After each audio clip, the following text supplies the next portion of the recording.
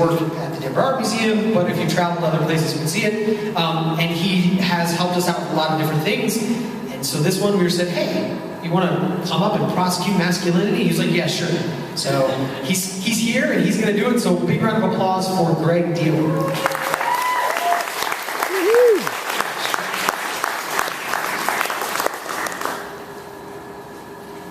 Get this here in case you need it. Some people might be reading, others might be going off the cuff. Do you want this? Sure.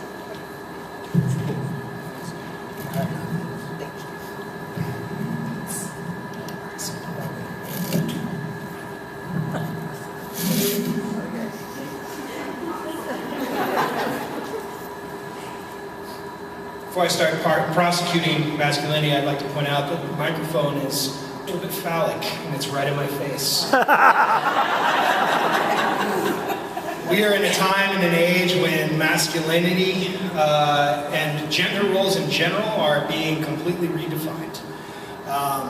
There isn't as much place for the old John Wayne as there is now.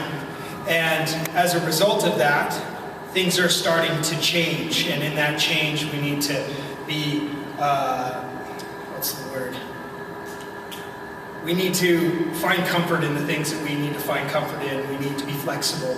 I'm a father of 5.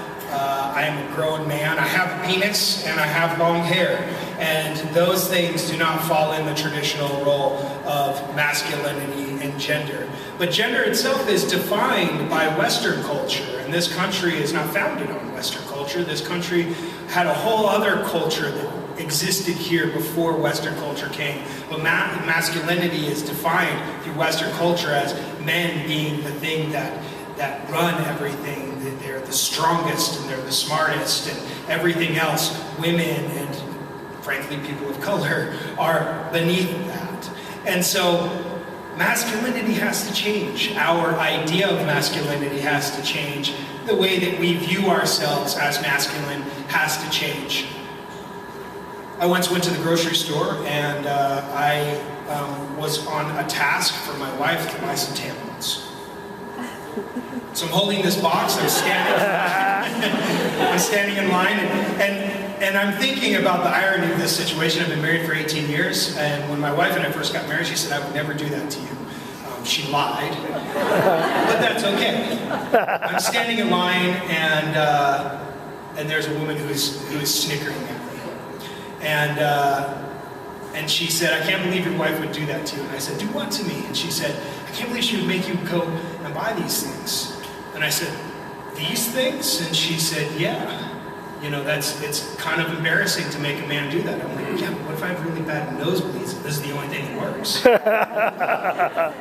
Our definition of masculinity is not just with the masculine, it's also with the feminine.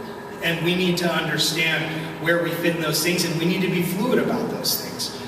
When I stay home with my kids, I'm not babysitting my kids. I am with my kids because I'm the father.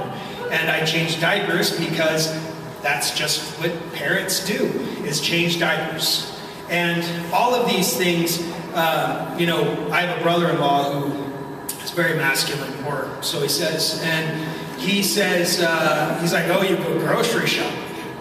He's like, why don't you just have your wife do that? I'm like, well, because she buys all the shit that's not as good as what I get.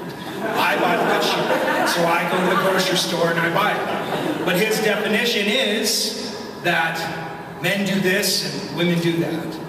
I call bullshit, and I think that masculinity needs to change in the definition of masculinity, and that as that changes, we'll be able to change and accept the other things that are coming out.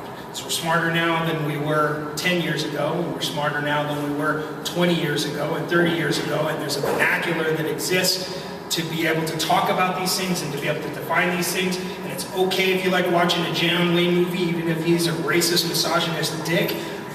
But that's okay. You can watch that. That doesn't make you any more or less masculine. So let's change masculinity. That's my